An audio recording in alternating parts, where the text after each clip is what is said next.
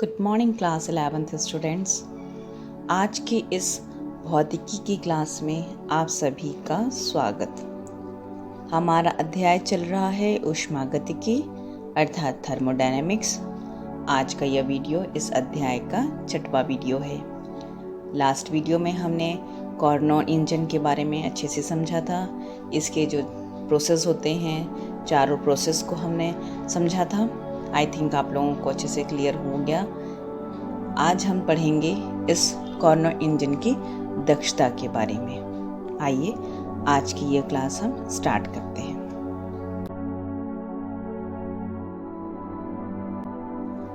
Carnot engine की दक्षता। Carnot engine की दक्षता उसके द्वारा किए गए लाभकारी कार्य और उसके द्वारा अवशोषित ऊष्मा के अनुपात के बराबर होता है। अब यहाँ पर मैंने जैसे समझाया आपको कि कोई भी आपको दक्षता निकालनी है तो आप क्या करेंगे, आपने जितना उसको इनपुट दिया था, मतलब कि अवशोषित ऊष्मा, जो आपका इंजन अवशोषित कर रहा है ऊष्मा स्रोत से, और उसको कितने वो कार्य में बदल रहा है, यही उसकी दक्षता पर, यही उसकी हम निकालेंगे, इसका रेशियो को निकालेंगे, अनुपात निकालेंगे तो हमको उसकी दक्षता मिल जाती है। तो यहाँ पर बन गया आपका फॉर्मूला, नीटा इज इक्वल टू किया गया लाभकारी कार्य बटे अवशोषित ऊष्मा ऊर्जा। अब आपको सबको पता है कि यह प्रोसेस जो है पूरे 4 भागों में उसका डिपेंड रहता है ना। फर्स्ट क्या होता है, समतापी प्रसार। समतापी प्रसार जब होता है तो आपको याद होगा कि इसमें टेम्परेचर बिल्कुल कांस्टेंट रहता है। अगर हम सोर्स से हम Q1 ऊष्मा दे रहे हैं तो यहाँ पर लिखा है समतापी प्रसार में आदर्श गैस द्वारा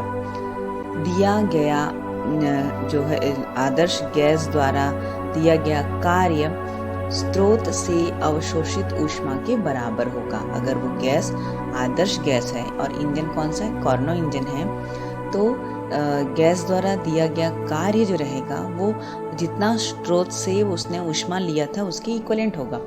that means W1 is equal to Q1। यहाँ पर हम किसके बारे में बात कर रहे हैं, पहले वाला जो हमारा प्रोसेस है आइसोथर्मल प्रोसेस, इसमें आइसोथर्मल एक्सपांशन हो रहा है ना, समतापी प्रसार है। आपने पढ़ा है ना, गैस द्वारा किया गया कार्य समतापी प्रसार में पढ़ाया है मैंने, याद नहीं होगा तो आप पिछले वीडियो को भी देख सकते हैं। इसमें जो W हम निकालते हैं वो होगा RT log V2 upon V1 है ना, ये हमने पूरा निकालना फिर पढ़ा है कैसे निकलता है करके। तो यहाँ पर मैंने RT1 लिखा, T1 है क्योंकि यहाँ पर आइसोथर्मल प्रोसेस में जब एक्सपांशन हो रहा है तो टेम्परेचर कितना रखा गया है, T1। आप यहाँ पर ये जो हमारा PV ग्राफ है उसके द्वारा भी देख सकते हैं, जो A से B तक का है। दूसरा है हमारा रुद्धोष्म प्रसार। रुद्धोष्म प्रसार B से C तक में, यहाँ पर आप देख रहे हैं टेम्परेचर जो है T1 से कितना हो गया, T2 हो चुका है। और इसमें रुद्धोष्म प्रसार में आदर्श गैस द्वारा किया गया कार्य जो फॉर्मूला होता है W2 is equal to R gamma minus 1। T1 से टेम्परेचर कितना चेंजेस हुआ, T1 माइनस T2। ये भी हमने इसको निकालना पड़ा है डेरिवेशन के थ्रू, ठीक है। अब थर्ड होता है समतापीय संपीड़न। ये संपीड़न है, ध्यान रखना, जो कि C से D तक होता है। अब समतापी संपीड़न में आदर्श गैस पर किया गया कार्य सिंक को त्यागी गई ऊष्मा के बराबर होगा। ये ध्यान देंगे आप, है ना। एक चीज ध्यान दीजिए, हमने जब समतापीय प्रसार के बारे में बात किया था तो वहां पर गैस द्वारा किया गया कार्य है। यहाँ पर समतापी संपीड़न में आदर्श गैस पर किया गया कार्य है। जरा समझना है इस चीज को। जब प्रसार होता है तो प्रसार में गैस कार्य करता है और संपीड़न में गैस पर कार्य होता है। ये ध्यान रखना है आप लोग को, है ना। तो ये यहाँ पर ये कितना होगा, ये जो जितना भी ऊष्मा सिंक को दिया जाएगा वो उसके कार्य के बराबर माना जाएगा। इसलिए W3 इज इक्वल, जो तीसरा वाला जो प्रोसेस है उसमें W3 जो है कार्य जो है वो कितना माना जाएगा, ऊष्मा जितना हम सिंक को देंगे, और ऊष्मा हम सिंक को कितना देते हैं, Q2। तो यहाँ पर आपका आएगा R T2। T2 क्यों आया? क्योंकि टेम्परेचर C से D पे देखिए ज़रा, तो आपको टेम्परेचर दिख रहा है T2 और log V3 अपॉन V4 है ना। वॉल्यूम कितना हो रहा है? V3 से लेकर के V4 पर जा रहा है, ठीक है। अब लास्ट आपका जो है वो D से A है, जो कि रुद्धोष्म संपीड़न होता है। और रुद्धोष्म संपीड़न में जो कार्य यहाँ पर आदर्श गैस पर किया गया कार्य है, यहाँ पर भी हम बोलेंगे संपीड़न है, इसलिए आदर्श गैस पर किया गया कार्य। और ये यहाँ जो फॉर्मूला जो बनता है हमारा W4 = R γ-1, और टेम्परेचर जो है आप लिखेंगे T1 - T2 है ना। आप टेम्परेचर A में है T1 और D में है T2, तो T1 - T2।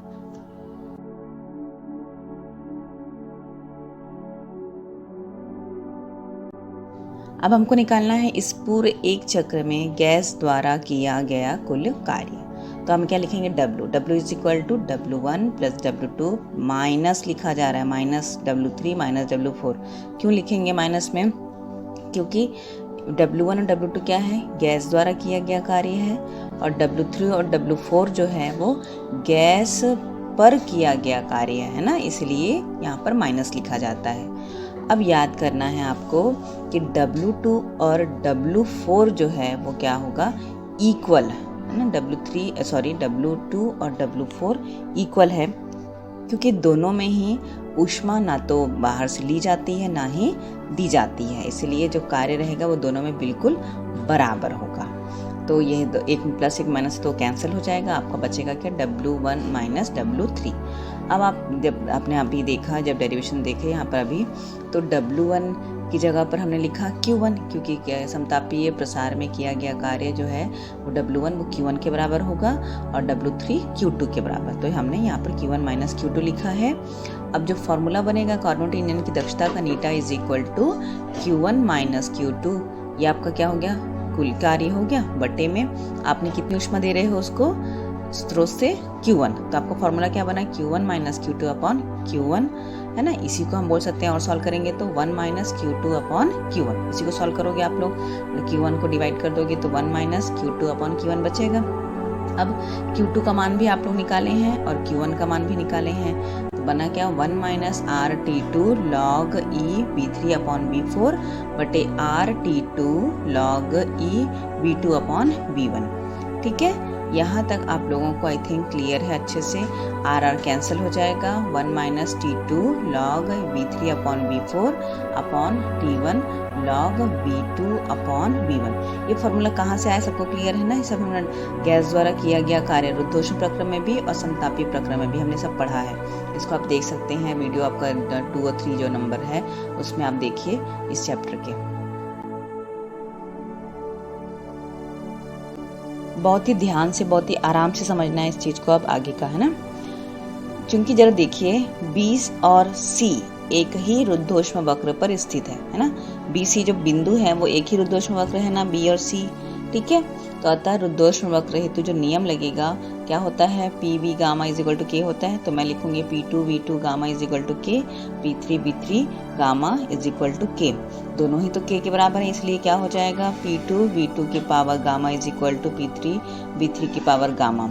ठीक है, ये एकदम सही है ना, क्योंकि दोनों ही कांस्टेंट वैल्यू आता है, इसलिए हम दोनों को इक्वल कर सकते हैं। अब हम जानते हैं PV = RT होता है, याद है आप लोगों को ना, PV = RT।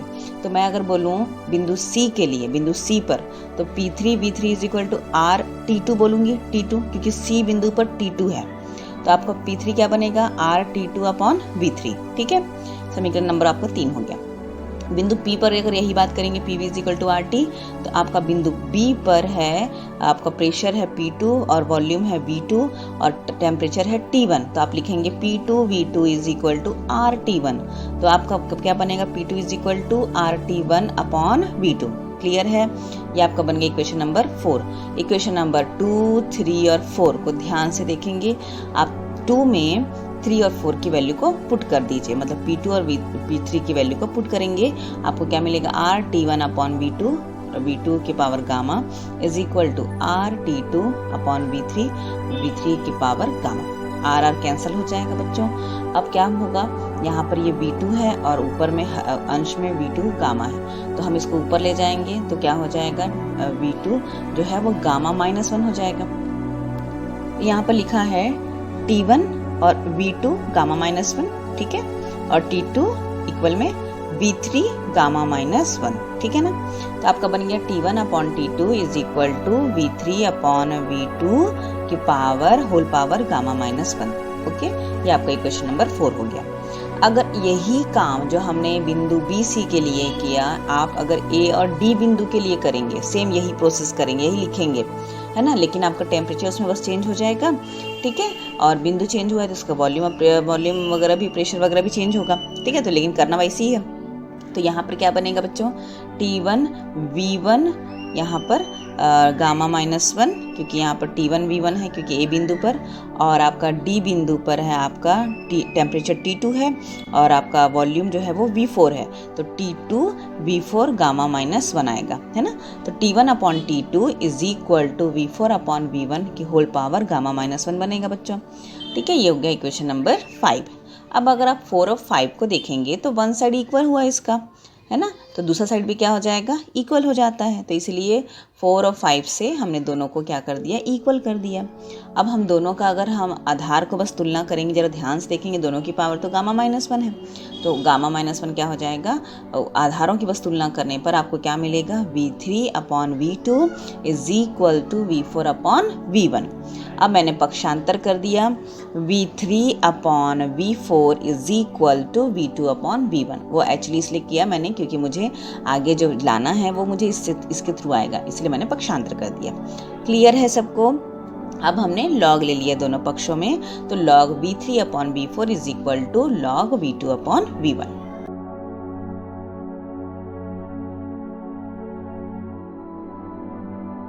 इस वीडियो को देखते समय बिल्कुल आप अपने हाथ में पेन और पेपर लेकर के बैठिए, कॉपी लेके बैठिए, तभी आपको समझ में आएगा इसको सॉल्व करेंगे तो, है ना।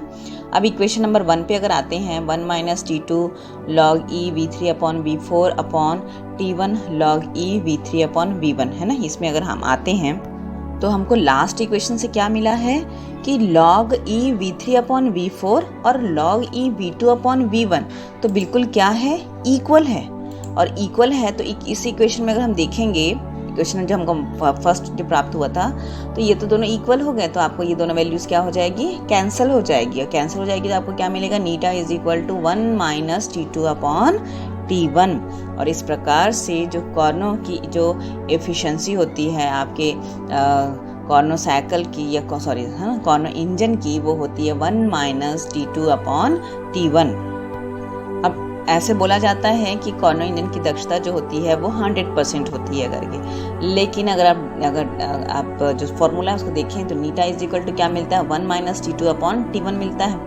और 1 माइनस T2 अपॉन T1 अगर करते हैं तो मुझे 1 कब मिलेगा, मुझे 100% कब मिलेगा, जब नीटा इज इक्वल टू 1 प्राप्त होगा, है ना। अब 1 कब मिलेगा, जब आपका T2 अपॉन T1 क्या हो जाए, टोटली 0 हो जाए। तो इसके लिए मुझे क्या करना पड़ेगा, T1 को अनंत ले जाना पड़ेगा, अनंत केल्विन, और T2 को 0 केल्विन, ठीक है ना। T1 आपका अनंत होना चाहिए और T2 आपका 0, लेकिन T2 का 0 होना बहुत ही मुश्किल होता है, क्योंकि कोई भी ऐसा इंजन नहीं है जो जितनी ऊष्मा आप दोगे उसको, वो उसको पूर्णतः कार्य में परिवर्तित पूर्णतः से कर सके। और सिंक को कोई भी ऊष्मा ना दे या सिंक की ऊष्मा टोटली 0 हो जाए, ऐसा पॉसिबल नहीं होता है ना कहीं पर प्रतिरोध पैदा होता ही है ना, इसलिए ऐसा पॉसिबल नहीं होता। इसलिए मानने के लिए अगर हम करें तो T1 अगर इनफाइनाइट है और T2 अगर 0 है, तब आपका नीटा जो रहेगा वो कॉर्नो इंजन का वो एफिशिएंसी 100% दर्शाएगा। ये बहुत ही इम्पॉर्टेंट क्वेश्चन है, आप इसको अच्छे से समझते हुए बनाइए। मैं इसका नोट्स भी आपको दे दूंगी, इसको प्रॉपर वे में आप लिखेंगे अपनी कॉपी में आज की डेट डाल के। ओके, आज के लिए बस इतना ही, धन्यवाद।